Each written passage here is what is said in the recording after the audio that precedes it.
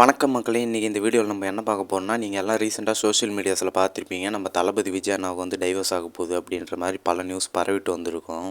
என்னது? இளைய தளபதி விஜய் தாக்கப்பட்டாரா? ஆக்சுவலாக நம்ம விஜய் அண்ணாவுக்கு என்ன தான் ஆச்சு, இதுக்கு பின்னாடி எந்தெந்த மாதிரியான உள்குத்துகள்லாம் இருக்குன்னு சொல்லி தான் இந்த வீடியோவில் நம்ம பார்க்க போகிறோம். அதாவது இப்போ என்ன ஆச்சுன்னு பார்த்தீங்கன்னா, இப்போன்னு இல்லை, நம்ம விஜய் அண்ணா எப்போ கட்சி ஆரம்பித்தாரோ அதுலேருந்தே அவருக்கு வந்து பிரச்சனை மேலே பிரச்சனை, நெருக்கடி மேலே நெருக்கடி வந்துக்கிட்டே தான் இருக்குது. ஃபஸ்ட்டு நம்ம தளபதியோட ஜனநாயகன் படத்தை வந்து ரிலீஸ் பண்ண விடாமல் பண்ணாங்க. அதுக்கப்புறம் நம்ம தளபதியோட அந்த சின்னத்தெல்லாம் மாற்றினாங்க, விசில் சின்னமாக மாற்றினாங்க. அதுக்கப்புறம் விசில் அடிக்கக்கூடாதுன்னு சொல்லி தடை பண்ணாங்க. இதெல்லாம் நீங்களே பார்த்துருப்பீங்க. இப்போ அங்கே இங்கன்னு சொல்லி நம்ம தளபதியோட வீட்டுக்குள்ளே பூந்துட்டாங்க கடைசியில். அங்கே அடித்தா எடுத்துக்கிட்டோம், இங்கே அடித்தா எடுத்துக்கிட்டோம். என்னடா எங்கள் வீட்லேயே அடிக்கிறீங்க எங்களை? இதுக்குள்ளே நம்மளோட மாமி அவங்க பரவிட்டு வராங்க அப்படின்னு சொல்லி வேறு ஒரு விஷயம் வந்து இப்போ ரொம்ப வைரல் ஆகிட்டு வருது. அதை பற்றி நம்ம அடுத்து பேசுவோம்.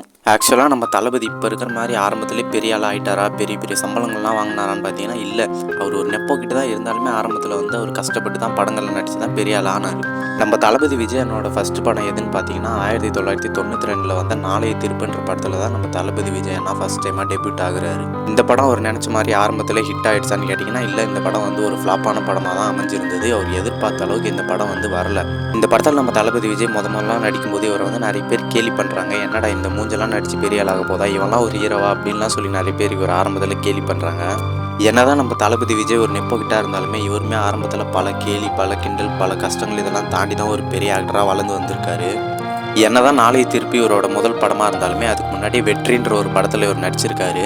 நாளைய தீர்ப்பு படத்தில் இவர் ஹீரோவாக டெபியூட் ஆகிருப்பார். ஆனால் வெற்றின்ற படத்தில் வந்து இவர் ஒரு சின்ன பையன் கேரக்டரில் அப்போவே நடிச்சிருப்பார். அதுக்கப்புறம் நம்ம தளபதி விஜய்க்கு எப்போ ஒரு ப்ராப்பரான ஹிட் படம் அமைதுன்னு பார்த்தீங்கன்னா 1996 வந்த பூவே உனக்காக. இந்த படம் தான் நம்ம தளபதிக்கு வந்து ஒரு ப்ராப்பரான ஹிட் படமாக அமையுது. ஆக்சுவலாக இந்த படத்தில் நடித்த ஹீரோயினோட பேருமே பார்த்தீங்கன்னா சங்கீதா தான். ஆக்சுவலாக இந்த ஆக்ட்ரஸோட பேர் வந்து சங்கீதா, விஜயனோட ஒய்ஃப் பேர் வந்து சங்கீதா. நம்ம மமிதா சொல்லுவாங்கள்ல பரோட்டா இல்லை பரோட்டா அந்த மாதிரி. அதுக்கப்புறம் இந்த படம் ரிலீஸ் ஆகி 3 வருஷத்துக்கு அப்புறம் விஜயனாவுக்கு மேரேஜ் ஆகுது. 1999 ஆகஸ்ட் 25 அன்னைக்கு விஜயனாவுக்கு மேரேஜ் ஆகுது. அதாவது சினிமாவில் வந்து சில கப்புள்ஸ் இருப்பாங்க, சூர்யா, ஜோதிகா, அஜித், ஷாலினி, அந்த மாதிரி தான் நம்ம விஜய் அண்ணாவும் அவங்க ஒய்ஃபும். அதுக்கப்புறம் நம்ம விஜய் அண்ணா வந்து த்ரிஷா கூட சேர்ந்து ஃபஸ்ட் டைமாக கில்லி படத்தில் நடிக்கிறாரு. இதுக்கப்புறம் தான் இங்கே ஆரம்பிக்குது பிரச்சனை, பர்சனல் வன்மம். அதாவது இந்த படத்தில் வந்து நம்ம முத்துப்பாண்டி பாவங்க, இந்த படத்தில் நம்மளோட உண்மையான ஹீரோவே முத்துப்பாண்டி தான். அது தெரியாமல் எல்லாரும் அவர் வந்து வில்லன் நினச்சிட்டு இருக்காங்க. நீ என்கிட்ட ஒரு ₹1,00,00,000 எடுத்துட்டு போவேன், திருப்பி சம்பாதிச்சிருவேன். ஆனால் என் செல்லத்தை எடுத்துட்டு போனேன் எப்படிடா? அதுக்கப்புறம் த்ரிஷா கூட சேர்ந்து திருப்பாச்சி, ஆதி, குருவி, லியோ இது போல் சில படங்களில் இவர் நடிக்கிறாரு. ஆக்சுவலாக லியோ 2வே எடுக்கிறதா தான் இருந்தது. நம்ம லோக்கி அண்ணா வந்து லியோ 2 எடுக்கிறதா தான் பிளானில் இருந்தார். நம்ம தளபதி வந்து அதுக்கப்புறம் அரசியலுக்கு போயிட்டார். அதனால் அந்த படம் எடுக்க முடியல. என்னதான் லியோ படத்துக்கு அதிகமான மிக்ஸ்டு ரிவ்யூஸ் இருந்தாலும் அந்த படத்தோட பார்ட் 2க்கு நிறைய பேர் எதிர்பார்த்துட்டு இருந்தாங்கன்னு தான் சொல்லணும். இப்போ பிரச்சனை எங்கேருந்து ஆரம்பிக்குதுன்னு பார்த்தீங்கன்னா, நம்ம தளபதி சினிமாவில் நடிக்கிற வரைக்கும் அவரோட கரியர் நல்லா தான் போயிட்டு இருந்தது. அவர் தான் அடுத்த சூப்பர் ஸ்டார். அந்த அளவுக்கு அவருக்கு நிறைய ஃபேன்ஸ் இருந்தாங்க. தமிழ்நாடு மட்டும் இல்லை, அவருக்கு கேரளாவிலேயே நிறைய ஃபேன்ஸ் இருந்தாங்க. அது மட்டும் இல்லாமல் நம்ம தளபதி நடித்த லியோ படம் தான் தமிழ் சினிமாவில் அதிகமாக கலெக்ஷன் பண்ண படம். கிட்டத்தட்ட லியோ படம் மட்டுமே 650 கோடி கலெக்ஷன் பண்ணியிருந்தது. அதே மாதிரி நம்ம தளபதி நடித்த அரபிக் குத்து பாட்டு தான் யூடியூப்லேயே அதிகமான வியூஸ் பண்ண பாட்டும் கூட. இப்படிப்பட்ட பீக்கில் இருக்க ஒரு நடிகர் வந்து இதெல்லாம் விட்டுட்டு அரசியலுக்கு வரணும்னு அவருக்கு வந்து எந்த அவசியமும் இல்லை. அவர் இதை வச்சே வந்து எவ்வளோ டெவலப் ஆகலாம், இதை வச்சு அவர் சம்பாதிச்சுட்டு போயிடலாம். அவர் பீக்கில் இருக்க சினிமா கரியரை விட்டுட்டு வர வேண்டிய அவருக்கு எந்த அவசியமும் இல்லை. அதெல்லாம் விட்டுட்டு வரான்னா கண்டிப்பாக மக்களுக்கு எதனா செய்யணுன்ற ஒரு எண்ணத்தெல்லாம் கண்டிப்பாக அவர் வந்திருக்காரு. அவர் கட்சி எப்போ ஆரம்பித்தாரோ அதுலேருந்து அவருக்கு வந்து நிறைய சப்போர்ட் இருக்குது. ஈவன் அவரை பார்த்து நிறைய பேர் வந்து எதிர்கட்சியில் இருக்கவங்களாம் பயப்படுறாங்க. இதுதான் உண்மை.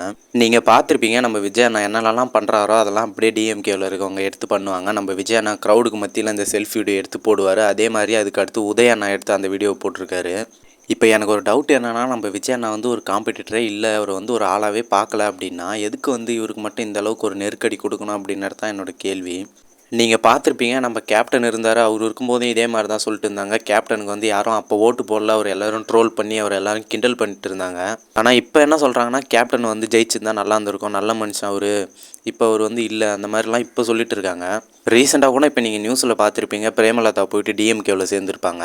அதே மாதிரி தான் இப்போ நம்ம தளபதி விஜய் அண்ணா வந்திருக்காருன்னா அவருக்கும் நம்ம வந்து சப்போர்ட் பண்ணணும். ஒரு புதுசாக ஒரு ஆள் வராருன்னா அவங்கள வந்து நம்ம சப்போர்ட் பண்ணி நம்ம தான் வரவேற்கணும். நிறைய பேர் இப்போ சொல்கிற விஷயம் என்னென்னா, நம்ம தளபதி விஜய் வந்து அரசியல் தெரில, அவருக்கு வந்து ஒன்றும் தெரிய மாட்டேங்குது, அவர் புதுசாக வந்திருக்காரு அப்படின்னு சொல்லிட்டு சொல்கிறாங்க. ஆனால் நம்ம தளபதி விஜய் அவர் நடித்த நிறைய படங்கள்லாம் ஆரம்பத்துலேருந்தே அரசியல் கருத்துக்கள்லாம் பேசிட்டு தான் வராரு. இப்போ ரீசெண்டாக தளபதி விஜயோட ஒய்ஃப் சங்கீதா வந்து கோர்ட்டில் போயிட்டு இந்த மாதிரி எனக்கு டைவர்ஸ் வேணும் அப்படின்னு சொல்கிறாங்க அப்படின்னு சொல்லி ஒரு நியூஸ் இப்போ பயங்கரமாக வைரல் ஆகிட்டு வருது.